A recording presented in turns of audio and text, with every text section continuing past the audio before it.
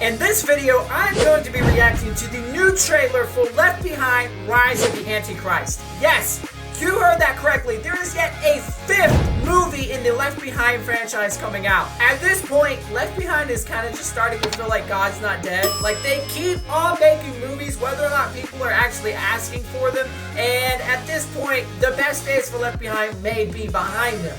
But does this latest movie have a chance to redeem the franchise, or is it going to be a repeat of what we had with the last film? Let's take a look at this trailer and see what our thoughts are. Fathom events. Someone had told me that millions of people were just going to disappear.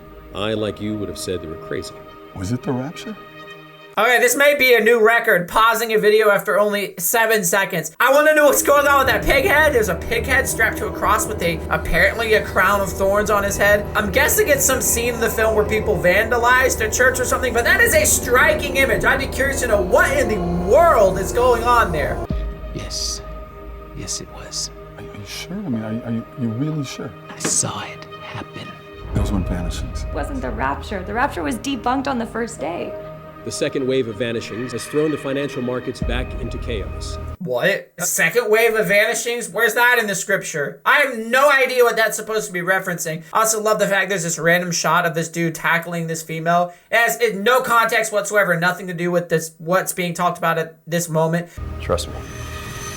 You want to make sure you're in the right team. You're already teaching them the art of fake news? I just wish I could see you one more time. Why are you still here? Because I asked God to leave me behind. What? I don't want to be rude here, but I'm just gonna say, that is perhaps one of the dumbest lines of dialogue I've ever heard in my entire life. So Ray Steele asks the minister, I forget what his name is, but he asks him, why are you still here? And he says, because I asked God to leave me behind. What? Look, as a believer, there's no way in a million years the words would leave my mouth. God, when the rapture comes, leave me behind. I'm sure there's supposed to be some inspiring story behind it where he's like, you know, I want to be able to stay behind so I can minister to the people who won't have the gospel anymore. Trust me, I would trust God to know and find a way to let the gospel continue to be propagated even in a world like this. But there's no way in a million years I say, God, leave me behind. That is one of the most bizarre lines of dialogue I think I've ever seen. Let's keep going. We don't need to look for magic. They're not a bunch of religious wackos. Wackos like my mom. Fortunately, we have a solution. We can implement Eat and Pay worldwide in a matter of weeks. Welcome to the future. I gotta look inside the Eat and Pay platform, and it's a whole lot more than a glorified bank card. So you're just admitting to being crazy? Yes, I'm quite comfortable That with dude's desk looks basically like a snapshot of the inside of my brain. And also, I'm noticing how deep Buck's voice is. So you're just admitting to being crazy? Compared to Kirk Cameron, he's got a very deep voice. Yes, very deep indeed. All right, what when we it got? is all over, half the world will be dead. Yeah, Biggest doomsday. news story since the vanishings. You listen to me. You drag this line of nonsense into the public eye. We're both finished. Now I'm more like an actor. The Antichrist will declare himself as God. Seemed like a stretch even for them. How do we know who we can trust? Trust God. The world is suffering. We are on the brink of mass insanity. What happens to the rest of us? Doesn't it seem strange that it's still so easy to dismiss it, even though we saw it? Okay, with her own eyes, yeah. All right, so I got some thoughts to break down on this. If I had to give you a nutshell synopsis of my thoughts, I don't really like this trailer. I don't like this trailer. There's numerous reasons for it. The biggest reason is because I literally do not care about the characters whatsoever. I don't care. The trailer was unable to win the characters over to my cause. That's the one thing that was going for the original trilogy. You cared about the characters. You cared about Chloe. You cared about Buck. You cared about Ray. And at least from this trailer, I could care less about the characters, what happens to them, about the world. I just feel like it couldn't necessarily win me over. So we get a new cast. We get Kevin Sorbo as Ray Steele, which I don't mind. I kind of like Kevin Sorbo, but I don't necessarily like him as a director. He was the director of this film. And I gotta admit, I don't think there's been a single Kevin Sorbo film that I've watched where I was like, oh my goodness, that was amazing, dude. I don't know, I'm using a surfer voice for that. We have Sarah Fisher's Chloe. I'm guessing it's this girl inside of the film, inside of the trailer. The trailer never really acknowledges, because she only has like one line of dialogue and all the rest of the shots, she looks like she's crying. So they didn't really give Chloe a chance to shine. Inside of this, we get Greg Perro as Buck Williams. I haven't decided yet if I like him. I'm not super impressed with this. The trailer has failed to win me over. After how much of a disaster the last movie was, it's gonna take an absolutely marvelous film to win over those of us who are wondering if we want to watch another film. And this trailer, to me, is just not giving out the vibes that it's on the level it needs to be to follow up the disaster the last film was. So there's a couple of specific lines here I want to react to. This intro dialogue right here. Was it the rapture? Yes. Yes, it was. Are you sure? I mean, are you really sure? I saw it happen.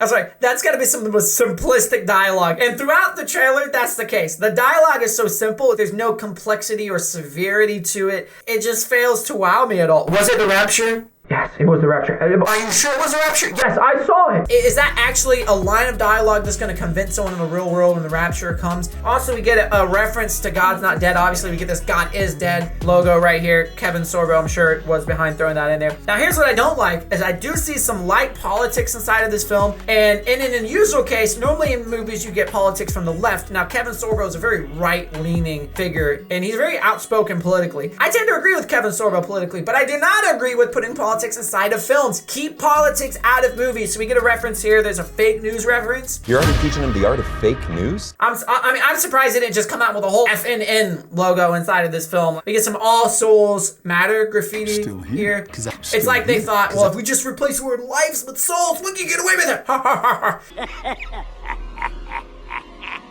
When it is all over, half the world will be dead. I don't know where they get that from. Now, World War III is prophesied in the Bible will kill 1/3 of mankind. I have no idea where they're getting half of mankind from. The only storyline I can actually get out of this trailer watching it is about the Mark of the Beast. And Buck Williams, who is the journalist, obviously, inside of this, is uncovering a story on the true nature of this eat and pay, which I do like the film acknowledges it's going to be probably like a chip insert of some sort. In the past, a lot of people didn't know what it was going to be because we didn't have the technology back in those days. We have the technology now that a chip could actually be inserted into our bodies, which is likely what the Mark of the Beast will be. So this trailer kind of acknowledges that reality. And somebody's calling me. Hello, this is Harold Wong It's just gonna from have to Wong go on Chinese. vibrating. I have an order of orange chicken, beef broccoli, a sweet and sour chicken lo mein.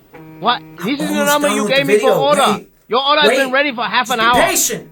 I'm almost done. But yeah, so basically it appears that Buck uncovers some story, ends up getting death threats. He's hiding in some dumpster. What's the purpose of shooting a dumpster with a gun? I don't know if gunshots actually sound like that. But basically, in a nutshell, I have to say, the plot doesn't really seem that interesting to me. As a follow-up storyline, it's nowhere near as interesting as huge numbers of the world vanishing. We just get a plot where this person's uncovering some secretive story on the Mark of the Beast. It could be interesting, but from the clips we've seen inside of this movie, it just doesn't come across as a very interesting storyline. I don't really care about the characters. I don't like how the trailer is cut. It's just cut from one-liner to one-liner. It doesn't give the characters time to breathe and for them to really show their personality inside of it. I honestly think they should have cut the trailer a little more slowly paced. So quick note from the editing chair, I did a quick count through in the trailer. I counted 78 cuts in this trailer. That is an average of one cut every 1.2 seconds. That is astronomical.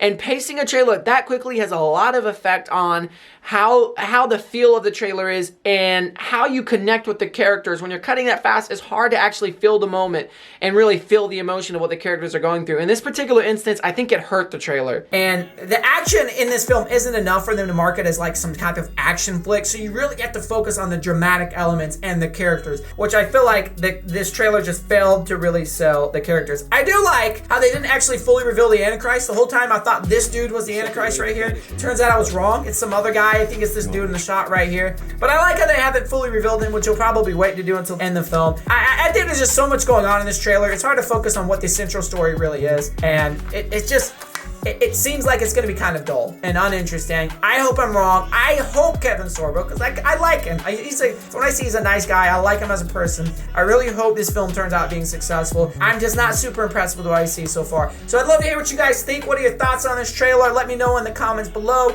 And I just want to leave you guys with saying, regardless of how Bible prophecy comes about in the real world, whether there is a pre-trib, post-trib, if you know what all the terms mean, I just want to share with you guys how Jesus Christ has absolutely transformed my life. And if you have never entered a personal relationship with Jesus Christ, I want to be someone who can help point you in the right direction. If that's something you're interested in doing, you can contact me with the information that's on the page, and I would love to talk with you about how you could take the first step on entering a personal relationship with Jesus Christ. And with that, you guys have a blessed day.